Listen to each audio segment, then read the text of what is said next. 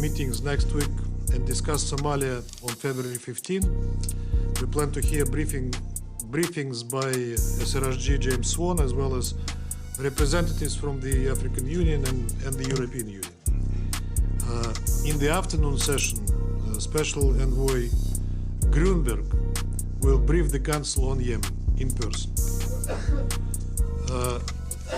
This brings me to our second signature event on February 16, which is a debate on cooperation between the UN and sub-regional organizations. And in our case, this is Collective Security Treaty Organization, in maintaining international peace and security.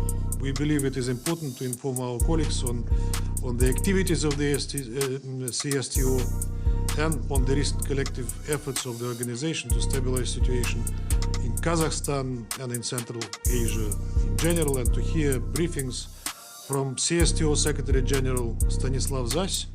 And I can inform you that Secretary General Guterres expressed his willingness to brief the Council on that agenda item as well. February 17 will mark exactly 7 years since the adoption of Security Council Resolution 2202, endorsing the package of measures for the implementation of the Minsk agreements on Ukraine. Unfortunately, despite statements by Ukrainian authorities that they adhere to the settlement, not a single move was made by Kyiv to meet obligations under the Minsk agreements. So we most probably will discuss not implementation, but rather non-implementation of Minsk agreements. But we think that this matter should be brought to the attention of the international community. February 18, we will hold briefing and consultations on Haiti. SRSG Herin Lalime will present Secretary General's report. February 22nd, morning session, we will hold a briefing on the work of the United Nations multi-dimensional integrated stabilization mission in the Central African Republic with SRSG Mankeur Ndiaye as a briefer. We also expect briefers from the African Union and International Conference on Great Lakes region, who will speak on their role in promoting ceasefire initiative in the Central African Republic. In the afternoon session, we will have a standalone briefing on Iraq, and more precisely on the Iraqi-Kuwaiti Compensation Commission. We hope that by that time, this mechanism will finalize all technical formalities in Geneva, and the Security Council will be able to approve the completion of the work of the UNCC. February 23rd, we will gather to discuss Middle East. Special Coordinator Tor Venesland will brief us on the situation in the region, of course with a focus on the situation in Palestine. Regular briefing on Iraq with SRSG Janine Hennis Plassert is scheduled for the morning of February 24th. Later in the afternoon, the Security Council will listen to the 7151 committee briefing, as well as will hold consultation on 1718 committee. On the next day, we will first adopt 2 resolutions on the 1540 committee and 2140 committee. Then we have scheduled the combined discussion on both Syria political and humanitarian in briefing and consultations, and perhaps chemical as well.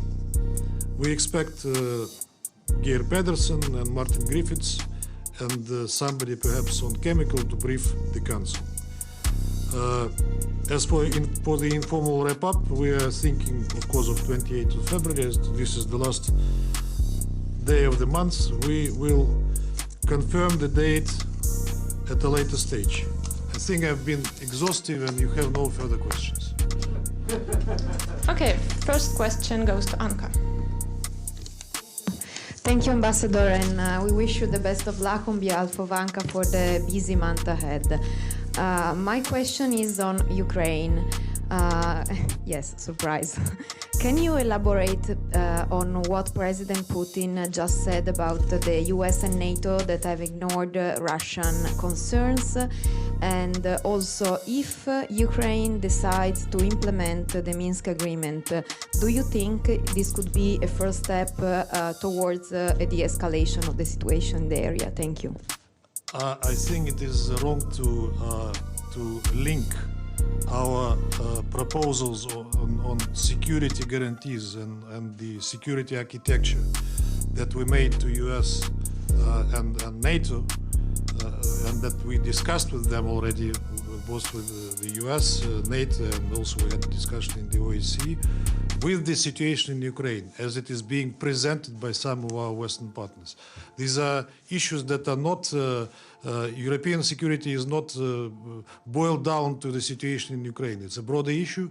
And we see attempts to link these two things and to present it in a way as if this is a price that we are asking for the European security.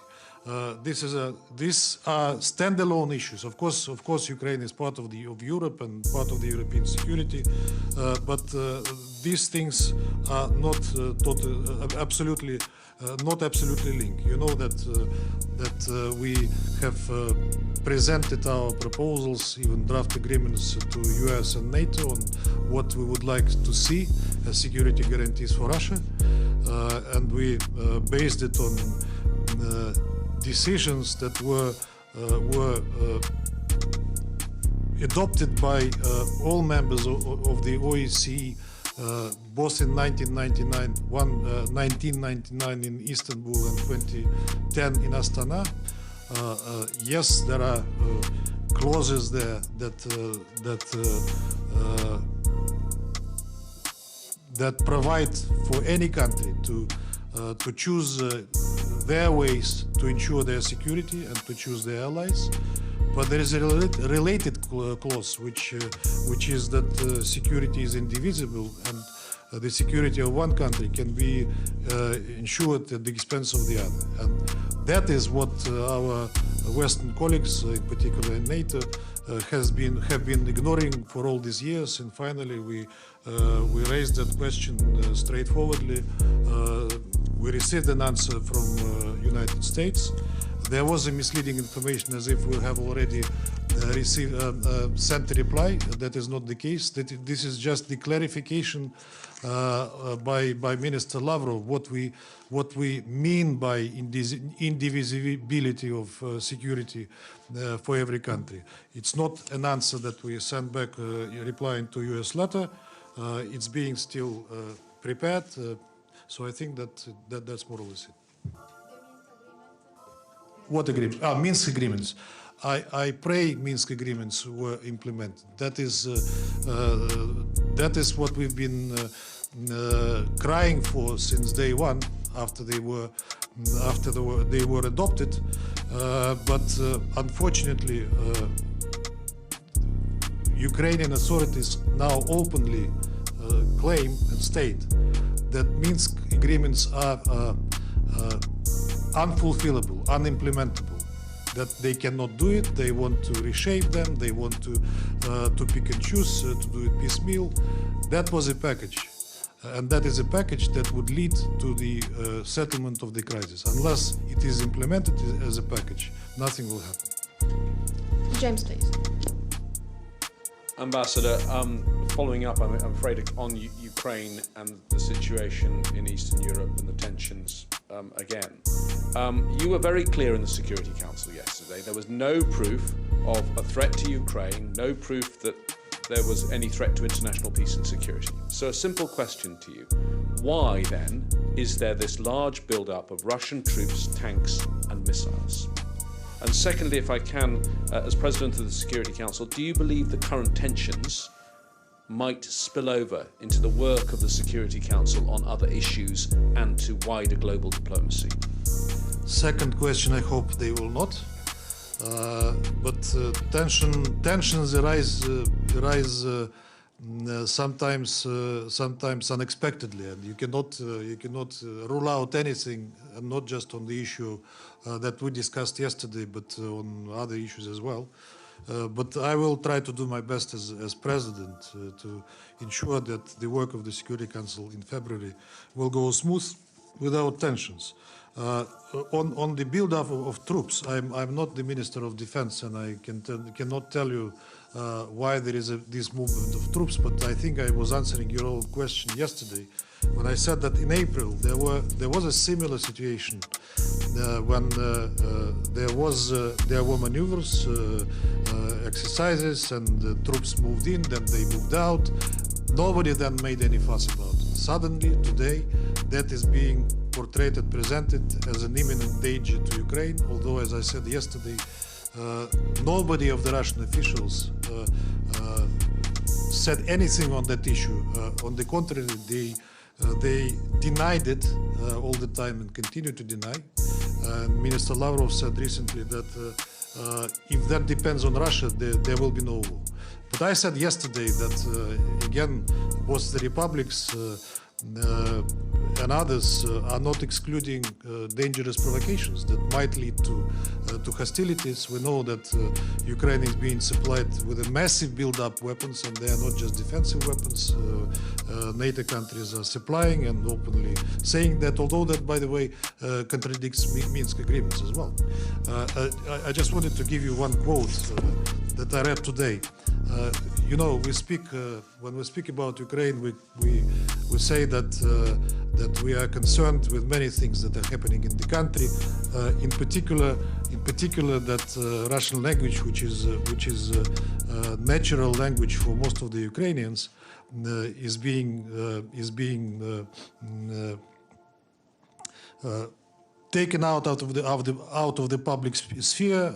They adopted laws which are contrary to their obligations on that matter, etc., etc. I want to quote Secretary of National Security and Defense Council of Ukraine, whose name is Alexei Danilov. He expressed opinion that using Russian language in the world is not safe because of the position of Russia. And that is exactly the reason why I speak to you English. Michelle. Thank you, Ambassador, for the briefing. Two questions. First of all, can we expect a visit from Foreign Minister Lavrov during February? Can we expect a visit from Foreign Minister Lavrov during February? Second question. Oh, and the second question is on North Korea. They appear to have fired a ballistic missile that could be of medium range. Do you think this is something that should be addressed by the Security Council? And with your meeting next Monday on sanctions and humanitarian situations, what countries specifically are you thinking of? Are you thinking of North Korea? Are Russia and China planning to move forward with your resolution that's been on the table for a couple of years now to try and ease sanctions? If you could elaborate a little more on your thinking for that meeting. On the first question, Minister Lavrov will not come due to his schedule. He will not be able to arrive, but we will dutifully implement all the instructions that he will send us here in February. On North Korea, we repeatedly and continuously call for the resumption of a dialogue to ease tensions on the Korean Peninsula and around it. Nobody is welcoming, of course, moves that compromise this coming back to negotiations. Negotiation has been stalled long time. Yes, our resolution, humanitarian resolution, is on the table. We discussed it with our colleagues in the council. Some of them consider that it is not yet timely, although you are right, North Korea is one on the list, which is obviously subject to discuss at our meeting on the 7th of February, but not alone, because the sanction list of countries that are under sanctions, whose population is suffering because of those sanctions, which sometimes are over-implemented, is longer than North Korea. Sorry, just a follow-up. So what other countries are you spring to mind? Who will you particularly talk about during this meeting? I will not betray exactly who, but you will know. Abdelhamid. Mr. Ambassador Abdelhamid Sayana from the Arabic Daily Al-Quds Al-Arabi. You know, Mr. Ambassador, many peoples around the world sometimes appreciate when Russia stands for the US hegemony, and among them the Arab people. But only in two cases they put so much blame on Russia. When it comes to Israeli violations of the airspace and sovereignty of Syria, day in, day out, and when it comes to Israeli apartheid against the Palestinians. So can't Russia take a stronger stand in these two issues? Thank you. If you recall our statements when we speak on the Middle East, we never miss an opportunity to note that Israeli violations of the Syrian airspace or whatever airspace are unadmissible. That is, we say it in every statement that we speak on the Middle East. When it comes to the rights of the Palestinians, despite that we are having good relations with Israel, but we are very straightforward with them on that issue. We not only we, but most of the international community have the same position on that the situation with the Palestinians in the occupied territory is inadmissible. That should be resolved. That should be resolved within the settlement, which, let's be frank, not on the horizon at the moment. We are very strongly advocating the resumption of the quartet. We hope, fingers crossed, a quartet on the level of advisors, of senior officials has been held. We proposed a quartet at the level of ministers. We hope that Tor Venesland works on that hard, and we hope that when we discuss that on the 23rd of February, we might hear some good news about it. Okay, Pamela. Thank you, Ambassador. Thank you, Tatiana. It's Pamela Falk from CBS News. Again, on Ukraine, the first question is, what role, if any, do you see the UN having if there's a resolution, a diplomatic resolution to the crisis? The UN played a role after the Minsk agreement, and in 2015 passed a resolution to implement Minsk, also UN missions. What role do you see if there is a resolution? And the second is just a clarification of your clarification. You said just now that Moscow your government did not respond to the U.S. proposal. They just sent a clarification, and the proposal is coming. Is that what I heard? Thank you. One clarification. What resolution and of what crisis you mean? If you mean resolution of the domestic Ukrainian crisis with Donbass, that is one thing. If you're talking about the crisis that artificially is being created today, with accusations of Russia that it created crisis and it should de-escalate. Well, I was talking about 2205, which was 2202. 2202. Yes, sorry. 2202 is a roadmap to resolve the crisis. And is there anything like that could come out of this crisis? That's really what I'm asking. Sorry? Is there anything like that could come out of this crisis? Well, that's our hope. We have two formats where this resolution is being implemented. UN is doing its humanitarian and development work both in Ukraine and in Donbass as well. But when it comes to political and technical formats, there are two formats, as you know. This is Normandy, Normandy 4, and this is the Minsk group, where they discuss all the technical issues. Unfortunately, the last summit of Normandy 4 that took place in 2019 in Paris, and where agreements have been reached, these agreements were not implemented. Now, Ukrainian authorities and President Zelensky insists on having another summit. Our position is that before the summit of 2019 decisions are implemented, there is no point to meet again. When it comes to Minsk, which is now virtual, as you know, I read a lot of reports on the meetings. There are, I think, 3 subgroups there: political, economic, and humanitarian. Not much of the public knows the details of what is happening there. I do, because I read reports. Unfortunately, our Ukrainian friends are sabotaging most of the things that are to be implemented within these 3 tracks under various pretexts. So nothing is moving. So, as I said,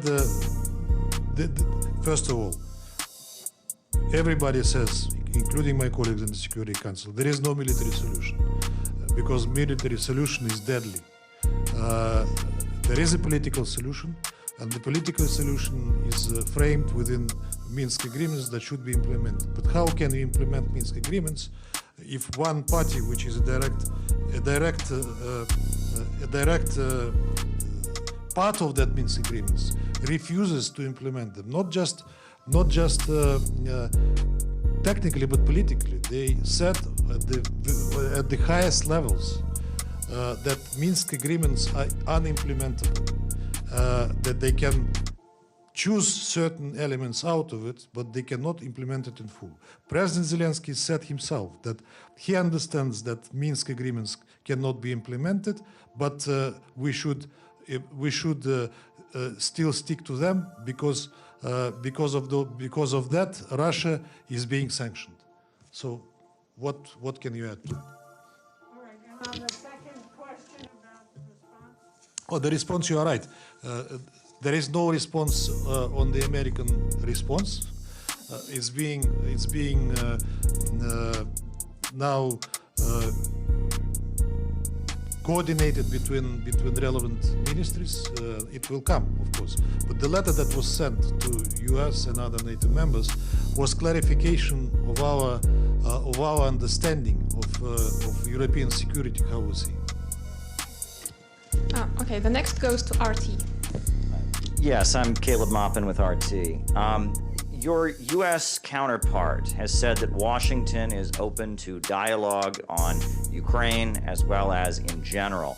Yet at the same time, we're seeing U.S. planes landing in Ukraine, unloading military support, and 40 planes will be landing, unloading military support in Ukraine. Furthermore, we see the sudden move from the U.S. State Department telling diplomatic families in Belarus to evacuate. How do these moves from the United States correlate with this offer for dialogue? It seems to me it was near a rhetoric question. It doesn't correlate, indeed. And we said yesterday at a meeting that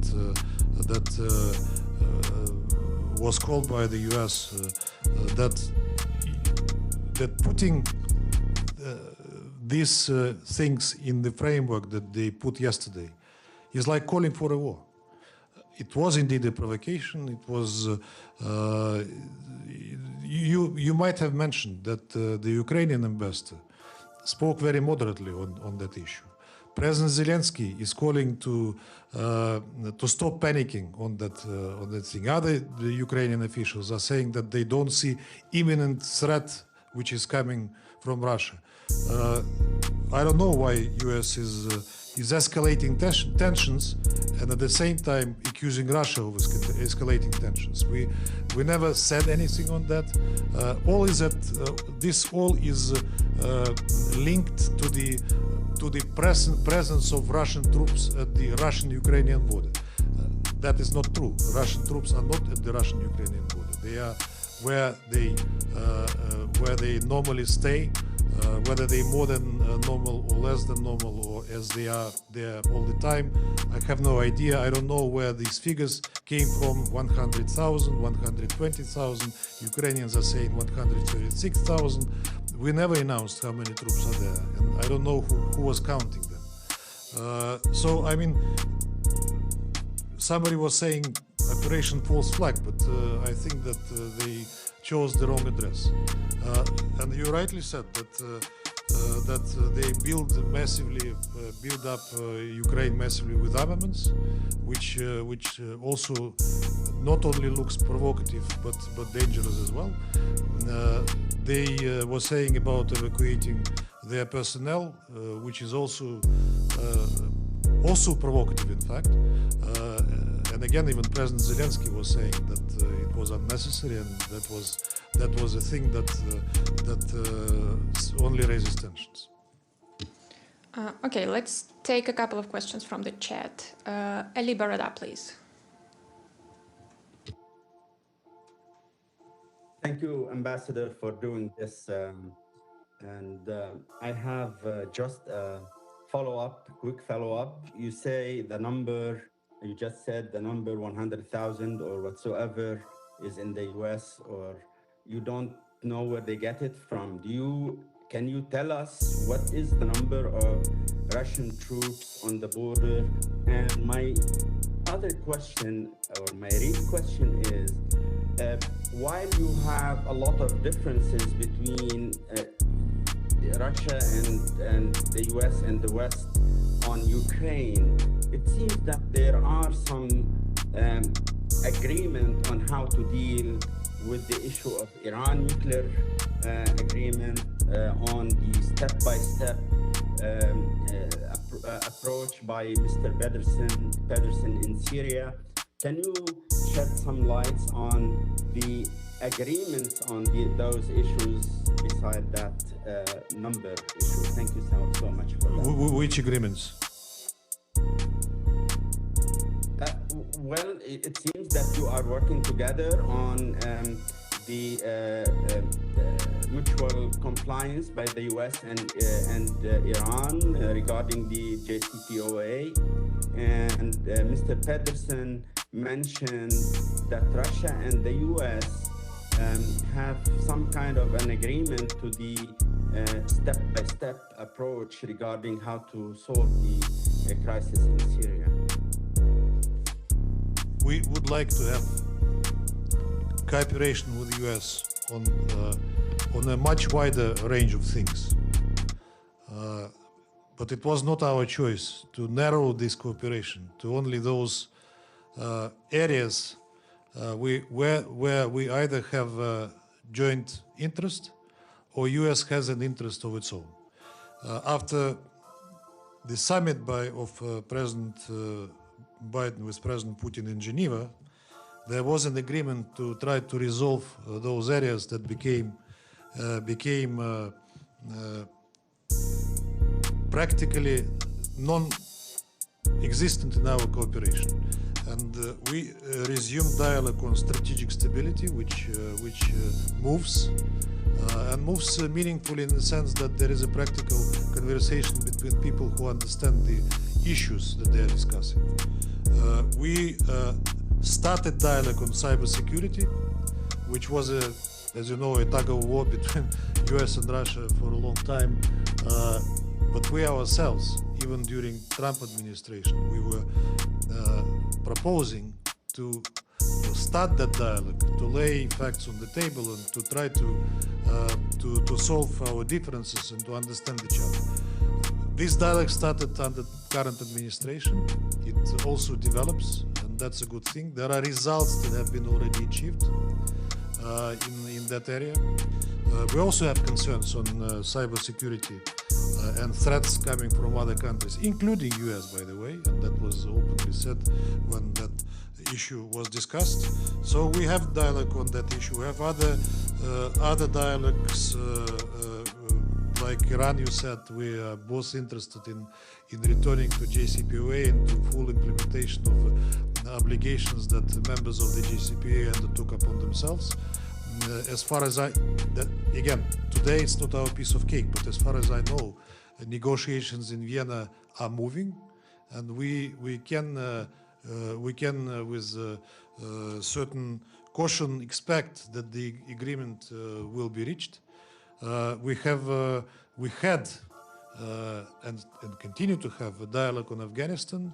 You know that we have the extended troika, which consists of Russia, US, China, and Pakistan, which is a very important instrument in dealing with issues relating to Afghanistan, Ukraine. I mean, we could have a separate press conference on Ukraine because it's a vast topic. Why we cannot agree on Ukraine? Because Ukraine became a geopolitical card, in fact, in our relations both with the US and some Western countries. Perhaps US is not. We have a feeling that US is not interested in resolving that crisis, because as you mentioned yesterday when I spoke in the council, when Linda Thomas-Greenfield was delivering her statement, she was not only talking about the current crisis between Russia and Ukraine, which is in fact non-existent, besides all the problems that we experience. But I mean the crisis in what she tried to present. But she didn't mention a single word about Minsk agreement, a single word in her statement, which is telling, in fact.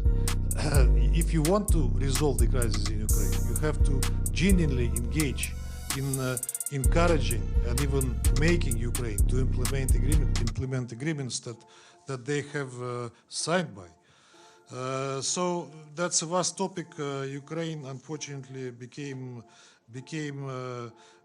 an issue that overshadowed everything else that is between us.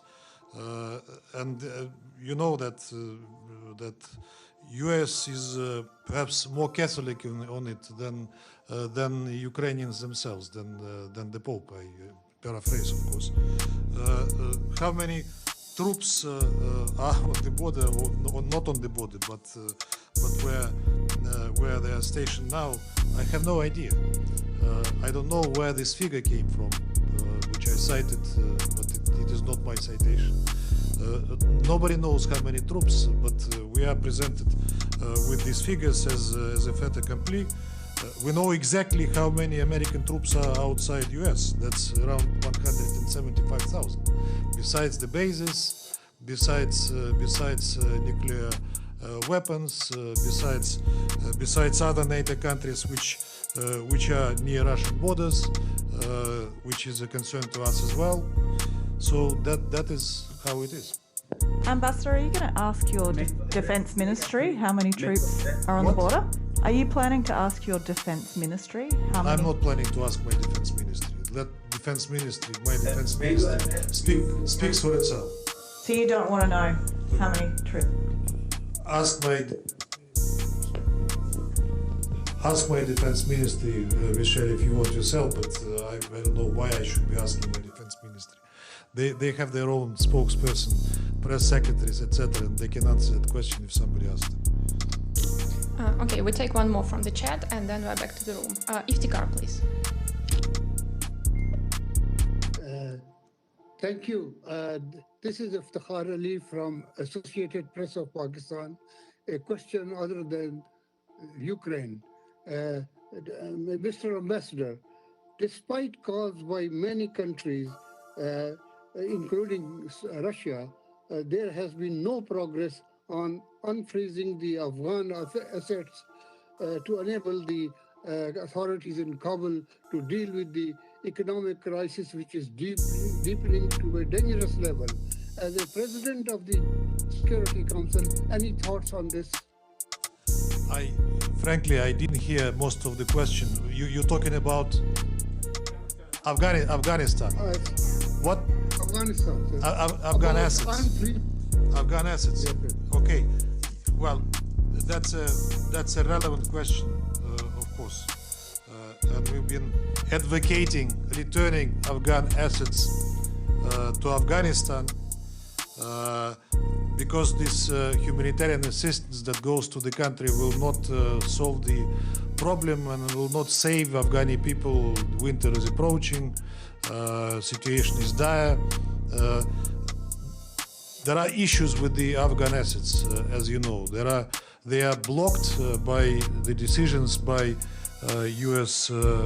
courts, and our U.S. colleagues are saying that they simply legally cannot withdraw those assets and transfer them to Afghanistan. But of course, whatever the answer and whatever courts decided, that doesn't solve the puzzle, and that doesn't help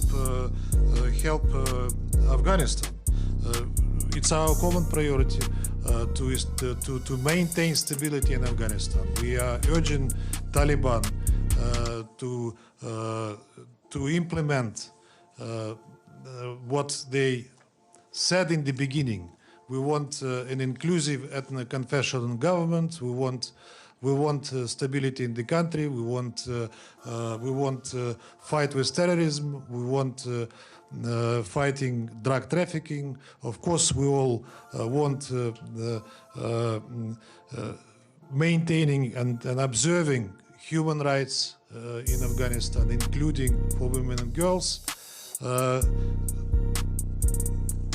We hope that the resolution 2615 of the Security Council that was adopted in December last year would permit not only to the UN but to the countries that are willing to assist Afghanistan to build up their humanitarian assistance so that Afghanistan can at least survive the winter. But the issue of unfreezing the Afghanistan assets is a very acute one. I fully agree with you.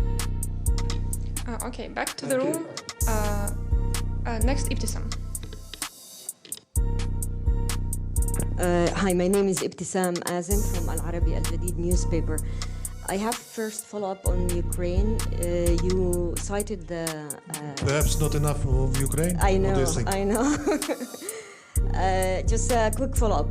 You cited the Ukrainian president and the ambassador, but as a matter of fact, the Ukrainian ambassador yesterday in the Security Council, but also after, during the stakeout he held, said that his country support holding the Security Council meeting and calling for it by the US. So your comment quickly on that.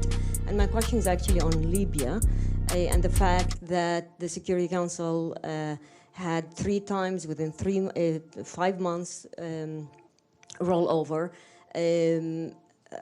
What's standing? Could you shed more light, tell us more about your country's position? And did you get any suggestions from the SG about somebody after the resignation of Mr. Kubish? Thank you. Of course, the Ukrainian ambassador supported the meeting that the US called because it fully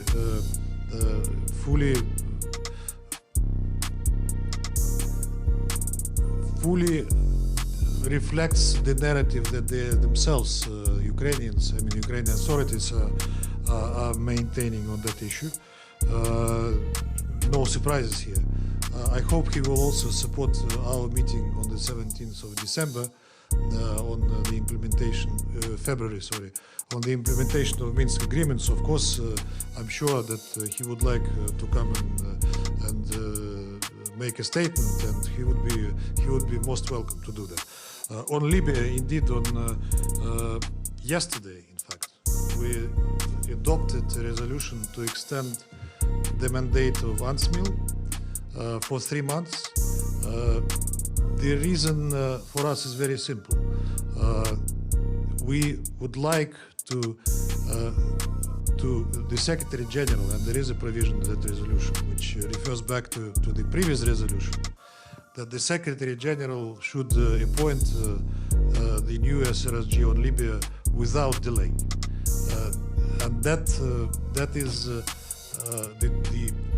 the time frame is more or less the end of April, when the contract of Stephanie Williams expires.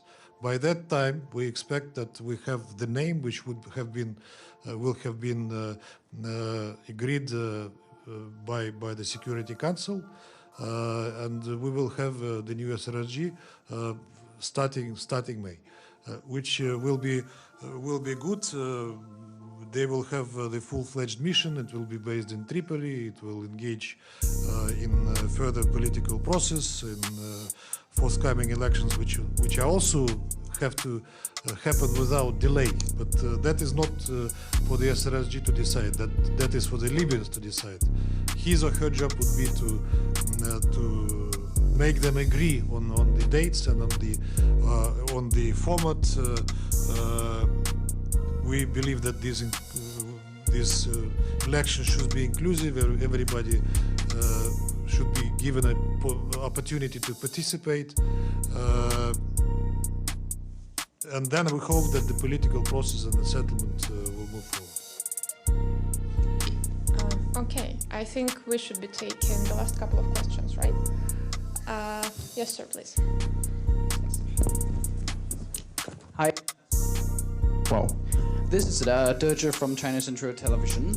I just had a broad question because yesterday during your remarks you mentioned about megaphone diplomacy. It seems like it's not only about Ukraine, this issue. There are many issues like Syria. Everybody's talking about different sides and installment. What do you really think of the megaphone diplomacy? And as the president this year of the Security Council, what would you do to really deal with issues rather than use megaphones? Thank you. Yes, yesterday was a perfect example of this so-called megaphone diplomacy that was not about resolving the issue, but to attract attention and to present a version which has nothing to do with reality, but that was also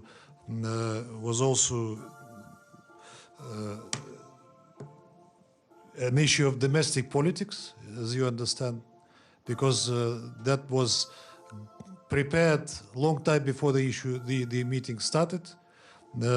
We protested and took it for the procedural voting, not because we were afraid to discuss the issue, but because we thought that it was not about the real issues, but the issues that were fake and that were invented.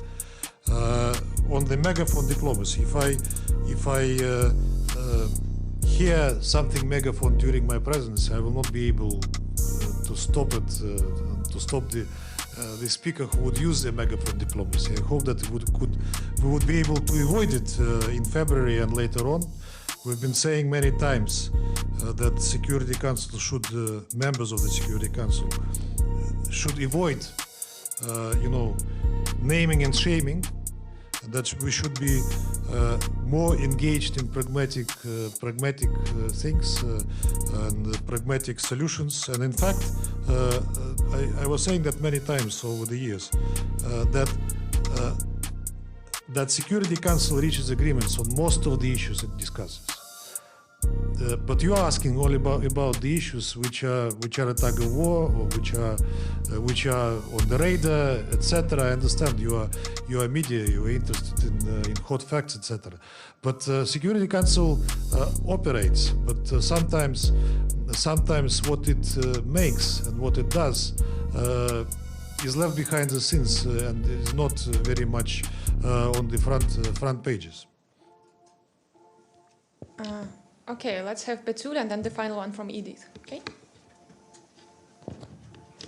Thank you, Ambassador. Here, Betül Yürük, Turkish News Agency, Anadolu. 2 questions. A quick follow-up on Ukraine. The US and the EU are also talking about sanctions if they're in case of an Russian aggression on Ukraine. If there were any sanctions, how would Russia respond? And my second question will be on Syria. Do you expect the Syrian Constitutional Committee to meet in Geneva this month? Thanks.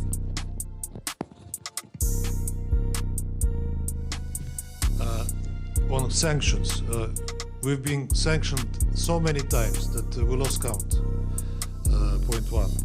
Point 2, they threaten us with so-called, do they call them, horrific or health sanctions? I forgot. And the the most ironic thing about it is that they now are talking about sanctions before anything happens, preventive sanctions. You saw yesterday. I saw Senator Menendez discussing it somewhere in the Senate that Russia should be punished because it has bad intentions. Whatever happens, whether it happens, whether it doesn't happen, it should not happen. In fact, Ukrainians are, of course, I saw some statements of the officials are very much welcoming that. You know, the funny thing is, as we've been saying a long time, including Minister Lavrov, that was the time of Poroshenko still, but the situation didn't change. The paradox is that Ukraine is not implementing Minsk agreements, but Russia is being punished for it. We've been with this for a long time already. We learned to live with that. You know, will not harm Russia only if that is implemented. I hope that they will have enough reason not to go forward with it, but that will backfire, of course, and of course we will respond. How we will respond, I will not betray at the moment. On the Constitutional Committee, we will hear from Geir Peterson on 25th of January when the meeting is being planned. I don't think this month it will happen. Sorry, this month I was thinking January. He will inform us how the preparation for the next round of the Constitutional Committee is going. Okay, Edith. Thank you very much, Mr. Ambassador. Two quick follow-ups and then a question. First, you said that the ministries are preparing a response to the U.S. letter. How soon will that be expected? And in your two signature events, are you expecting any outcome documents? And my question is about Myanmar. Today is the first anniversary of the Myanmar coup. There have been several UN officials who've lamented that the UN Security Council has taken no action to address this. As I'm sure you've read, there were protests and strikes today, and some officials have said that the conflict is quickly sliding into civil war. I wonder if you could address Russia's view on that issue. I do not. Maybe first two questions. Quick responses. Yes, the response to the U.S. response has not been yet finalized. Press Secretary of the President, as well as Minister Lavrov, who today had a telephone conversation with Secretary of State, said that it is in the pipeline. It will come, of course. Of course, it will come. Signature events, no outcome. On Myanmar, I cannot tell you whether it's sliding down to a civil war or not. Of course, we are all looking to resolving that thing peacefully, but that's only the Myanmar people can do as anywhere else. We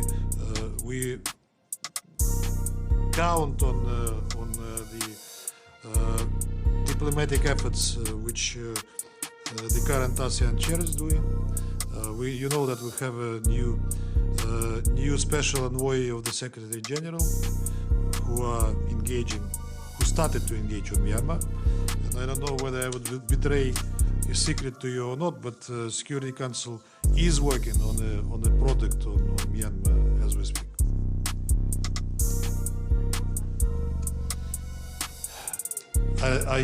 Look, I will tell you one thing. and it will become another, and I don't want to be a liar.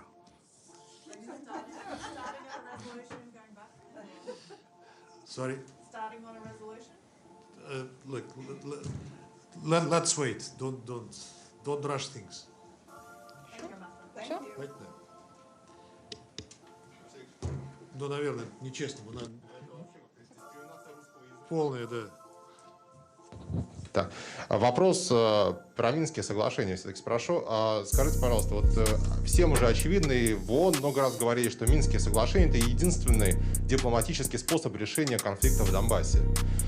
Украинские высокопоставленные официальные лица уже в открытую говорят, что Украина не будет их соблюдать. В то же время западные страны накачивают Украину оружием. В этом контексте что собираетесь обсуждать 17 февраля? И понятно, что мегафонная дипломатия не наш метод, но какой смысл в прежнем формате все это продолжать, если мы уже все привыкли, что Минские соглашения — это то, что не выполняется? Спасибо. Мне по-русски, наверное, отвечать, Георгий, да? Sorry, that was about the Minsk agreements. I will answer in Russian with your permission. Although I already cited the Ukrainian Secretary of the National Security Council. Во-первых, 7-я годовщина.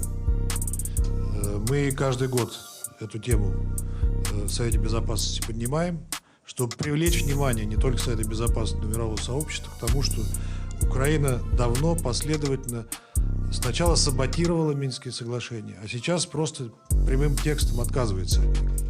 То есть, я, как и сказал, мы будем обсуждать не выполнение Минских соглашений, а невыполнение Минских соглашений. Мы неоднократно, как вы помните, причем Россию, как вы знаете, так сказать, пытаются выставить стороной Минских соглашений и постоянно требовать от нее выполнить Минские соглашения. Сколько раз мы не говорили и не просили наших коллег прочитать сами Минские соглашения и пакет мер в приложении к ним, где нет ни одного слова России. Все обязательства, которые там изложены, они касаются Киева и Донбасса. Никто ничего не хочет слушать. Но повторение мать учения, я думаю, что надо вновь привлечь внимание к этому вопросу и вновь попытаться побудить наших партнеров, побудить их киевских подопечных вернуться к этому, потому что без этого другого пути решения конфликта нет.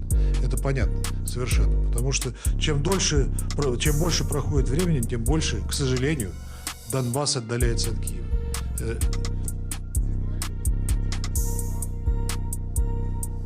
Что вы говорили здесь сами тоже, что Украина, по сути, следует в формате внешней политики США, и, может быть, не с украинцами нужно уже говорить про Минские соглашения, а с теми, кто действительно что-то решает.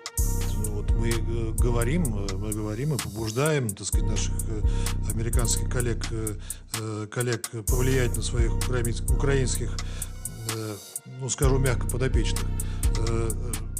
Но понимание американской стороной Минских соглашений и ситуации вокруг Украины, оно, наверное, еще, к сожалению, меньше и более искаженное, чем понимание наших коллег по нормандскому формату. Я думаю, perhaps that's enough. What do you think? Thank you very much, my dear friends. Thank you very much. I'll be seeing you often during this month. I'll have no other choice, unfortunately. Fortunately, I have no other choice. I will have to attend to you very often. Please stop and talk to us. I will.